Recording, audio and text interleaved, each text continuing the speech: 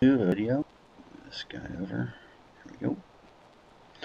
Alright, so what I've done is my teaching portfolio is going to be based on 5 stocks. Your responsibility is for 10. So I've downloaded the rest of the data from CRISP for my 5 stocks. They are IBM, Procter & Gamble, DuPont, Home Depot, and MasterCard. And what I want to do is form a returns tab. To create a new tab, you can just click here and then go ahead and RTRN3. So this is kind of a reference. I've created 2 of them here. We don't need that. Alright, so we want to keep things organized. You can see that we have stocks, IBM, Procter & Gamble, DD, Home Depot, MasterCard, and then the S&P 500. You'll have 10 stocks across here. The way you'll copy these guys over, I won't do the formatting, but please try and keep your formatting taken care of. It just makes it easier to follow. So we have date, IBM, PG, DD, etc. And I'll put my S&P out here. S&P. And all we'll do is go in for the date, go into our IBM tab, click on the first date. For the return on IBM, it's just going to equal, the IBM return, which is here. For the S&P, we hit again equal. Because mine, it's on the IBM tab, I'll click the S&P return. Procter & Gamble equals, make sure you're at the top, right, number 2. Don't start in the middle. Select our return here, and then I'll just do one more. Here's our DuPont equals, click and select the returns. And then once you have that first line taken care of, you'll just highlight the line, and you'll see this little black box in the corner, and your cursor changes as you go across it. This is the drag. We're going to pick that and go ahead and drag it down. There should be around 60 observations. And then the ones with zeros, we're just going to go ahead and delete. Highlight that and delete it. Alright, so that's the basis of the return tab that we're going to be generating. And what I've done here now, of course, you'll have 10 stocks as opposed to my 5. Go ahead and delete that one off. Don't need it. Alright, so from our returns tab, we're ready to start forming our portfolio. Our first one is going to be our Sharp optimal portfolio, in which case we're trying to maximize the Sharp ratio. So we start off with a risk-free rate of 0.15 and a mark, or return of 10%. I'll go over in class where those numbers come from. You're going to list your stocks over here and then find the betas. In this portfolio, we're using betas that are coming from Yahoo Finance. Here's DuPont, DD, the beta is 1.68. If I wanted to see the beta on Home Depot, I come over here to the lookup tab, type in the ticker symbol of HD. Here we go, and the beta is 0.89. So you'll do that for each one of your stocks. The expected return in this cycle is going to be based on a capital asset pricing model. So what we want to do here, and I'll go ahead and delete this and walk through it for you, is we want it equal to the risk-free rate. Now if you hit F4, you'll see that we go to $$. That means if I drag this equation around, always reference cell C1, which is what we want. And then we're going to add to that the beta of the stock multiplied by the market return, and we want that to be constant. So I hit F4 minus the risk-free rate, and we want that to be constant. So we hit F4. And once we get the first equation in there, you'll just highlight and then drag it down. So we're good to go. You'll notice I put some formatting in here. It's important that you try and keep things organized as possible. Our portfolio weights are going to come from the optimizer, which I'll go over in a little bit. You can put in any kind of reference values that you want from the beginning. I've got 5 stocks, so we could start with 20%, 20%, 20%, just for some variation, 10, 30. So 100% of my money is going to be invested in the stock portfolio. The contribution is just the expected return times the portfolio weight. And all we're going to do is sum these guys together in order to, just to show you the example, we're going to equal, and I'm going to sum, and then highlight the group, end it with parentheses, we're good. And really, we don't need hundreds of decimal places, so you can highlight the column, right-click, click on Format Cell. What we want is a percentage with 2 decimal places.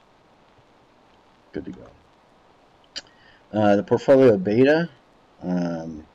Portfolio beta is the beta of the individual stock times the weight, plus the beta of the next individual stock times its weight. To do that, we're going to do sum product. So what you'll do is come to portfolio beta equals sum product. You just go ahead and click. And then we want to highlight the beta array, put a comma, highlight our weights array, end it with a parentheses, and there's our portfolio beta. Next thing we need is the variance covariance matrix. In order to do that, we're going to go to the data tab and data analysis. Now, if your Excel, once you click on the data tab, doesn't show the data analysis in the solver, come over here to File, click on Options, go to Add-ins, and down here on Inactive Add-ins, you'll find that it has the Analysis Toolback, the Analysis Toolback VBA, Euro Currency Tools, and the Solver add-in. You'll just click on all those guys and add them in. So you'll highlight, if I wanted to do this one, I would just click it and then click down here for Go. We're not going to do that. Alright, so my variance covariance matrix, I'm going to go to Data Analysis, Covariance. And I've already done this, so it's going to come up. Our input range, we're going to highlight our row with the ticker symbols, and then all of our returns. You're going to check here for labels in the first row, and then your output range, you're going to pick your just below where you typed in var covar matrix. That would be A12, and go ahead and hit OK. Now I already have a variance covariance matrix here, so it's asking if it's okay to overwrite. We're going to say yeah, that's not a problem. Now you notice originally we had a square matrix, and now it's no longer square, so we need to square the matrix up. In other words, we want this number here and this number here, and so on and so forth. So we're going to highlight that column and hit Control C to copy. Go to the Home tab, and we're going to paste special, and then we're going to click on transpose. Oops, sorry. Try it one more time. We're going to hit Control C to copy, click over here, and our paste is going to be special, and click on transpose. Okay, so now each number has been rotated across. Again, Control C, and then paste special, transpose, and Control C, and now paste special, and transpose. And then finally, Control C for the last one, Control V to dump it in. And to keep things organized, I don't want these lines in there, so I'm going to go to no border. And that's given us our variance covariance matrix. So this is the variance of IBM, and IBM. This is the covariance of IBM with Procter & Gamble, and then the covariance of IBM to DuPont, and then the covariance of IBM to Home Depot. Order doesn't matter. And it's time to go to the next step. In the next step, we want to create our weighting array. This is going to calculate the total variance of the portfolio. And to do that, what we want is an equation, here we go, where we have the weight times the corresponding variance times the weight. So this is IBM and IBM. And then this is going to be the equation of Procter & Gamble times the covariance of IBM and Procter & Gamble times the weight of IBM.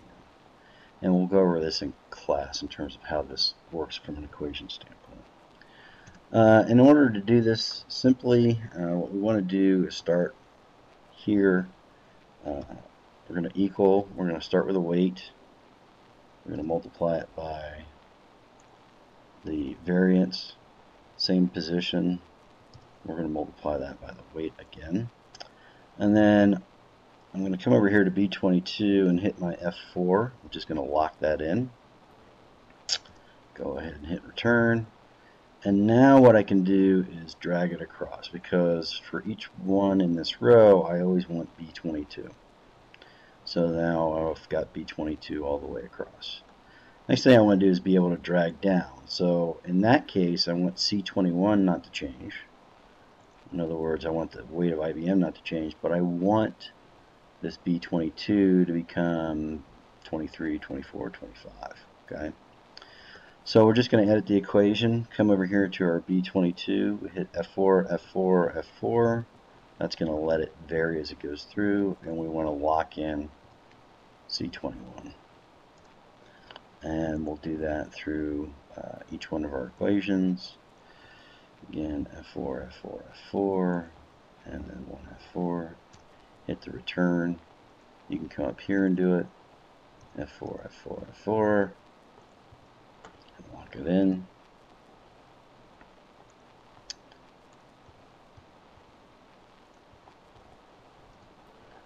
One more time. And remember, once again, you guys have 10 stocks. I'm doing an example of 5. Now we can highlight this row and go ahead and drag it down. And that's given us our results. So now we want to go ahead and underline that again just to maintain organization. Each one of these blocks are simply the sum of each one of the columns. And once you have each one of the columns summed up, you're going to come over here and you're going to sum up this particular row. Alright, next step, we want to use the annual volatility. For the annual volatility, this is the variance, in other words, the sigma squared. And we can add those together. This is based on monthly data. So this variance is the monthly variance. We want an annualized variance. So we multiply the variance by 12 and then go ahead and take the square root. And that gives us the volatility or the standard deviation portfolio. Our annual return is simply the sum, the contribution of each individual stock in the portfolio. We add them together. So that's just equal to E9. Our Sharpe ratio, which is one of the things we're going to try and optimize in this effort, is the annual return of the portfolio. This is the expected annual return minus the risk-free rate is a quantity, and then divided by the standard deviation or the volatility of the portfolio.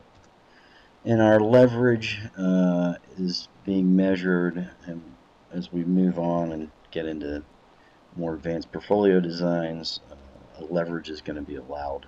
In other words, borrowing money. So what we have here is 100% investment, and our leverage is simply going to be 1 minus the amount that's invested.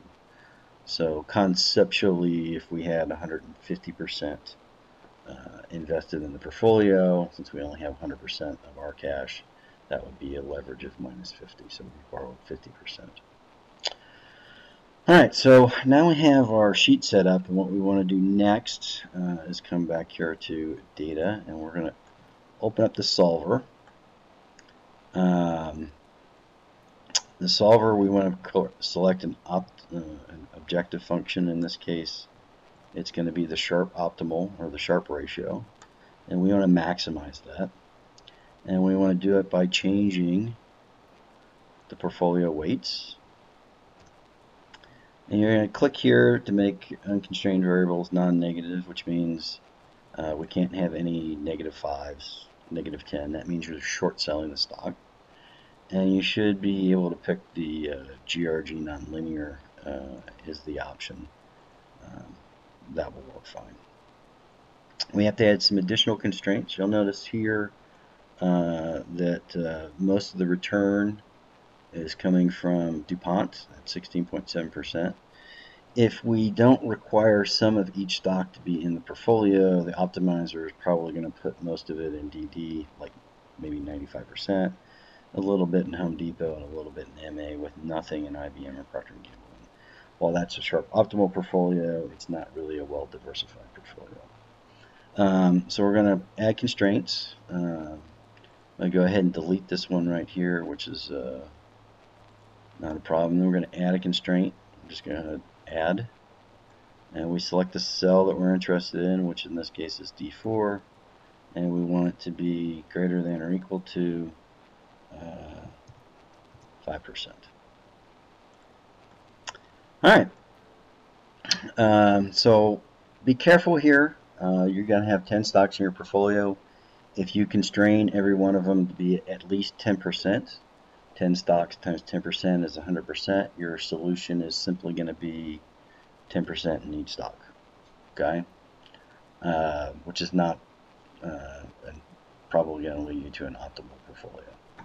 So make sure that your minimum constraint is going to be around 5 or maybe 3% as a baseline. Our D9 constraint here is saying that we want our portfolio to be 100% invested. So here's D9, which is the sum of all the percentages, and we're requiring that to equal 100%. And this one here, we'll add back later. And go ahead and delete that. So we should be ready to go. We have all of our numbers put in. Go ahead and click on Solve. And this is the solution that we end up with. 5% in IBM, 5% in Procter & Gamble, 55.26 in DuPont, and 18.31% in Home Depot, and 16% in MA. Okay. I'm going to delete this tab here, and delete this tab here. Alright, so what we've done here is generate a Sharp optimal portfolio. You'll notice the beta is 1.26. What I'm going to do is create a copy of this sheet. That's the copy move function. Click on create copy, and we're going to put it right before Sharp 1. So here's Sharp 1, 2. I'm going to change that sheet name to just Sharp 2. So one of the other requirements we're going to look for is a target beta. So in this case, what I want to do is go back and load the solver. And since I copied that sheet, all my basic constraints are there again. We're going to add a new constraint to it that is going to be based on the portfolio beta. This has got a beta of 1.26, and that talks about how much systematic risk you're exposing yourself to. For risk of adverse individuals, that may be too much. So what we're going to do is add an additional constraint of G4, and we're going to say that it has to basically equal, and I'll just call it 1.1. Okay, so now I have a new constraint that's being added in here. Notice, based on just the Sharp optimal portfolio, we're at 5.93. Is the Sharp ratio, 21% is the volatility, 12% is the 12.64 is the expected return. Go ahead and solve, and we're going to keep the new solutions. You'll notice that my Sharp ratio has dropped, my return has dropped, and my volatility has dropped, and I have a beta that is of the portfolio that's at 1.1.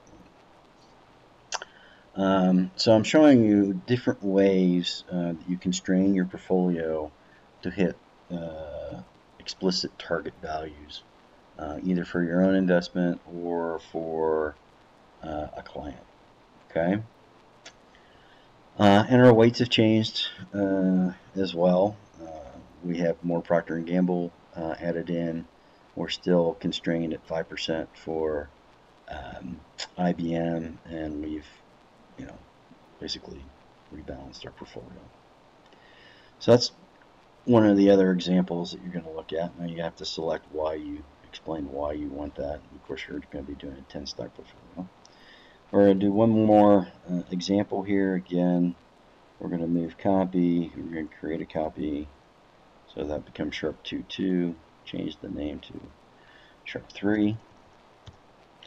And in this case, we're going to attempt to minimize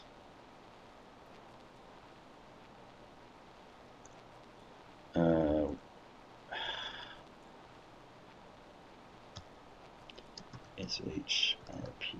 In this case, what we're going to try and do is minimize the volatility. Now, if you just say, well, I want to minimize the volatility, the solution is going to be not to buy any stock, because cash has no volatility to it, right? $10 today is still a $10 bill. Tomorrow is still a $10 bill 50 years from now. Now, the value may be different, but the bill is still, there's no volatility associated with it. So we come back to our solver. We still want to be 100% invested. We want to change our objective function.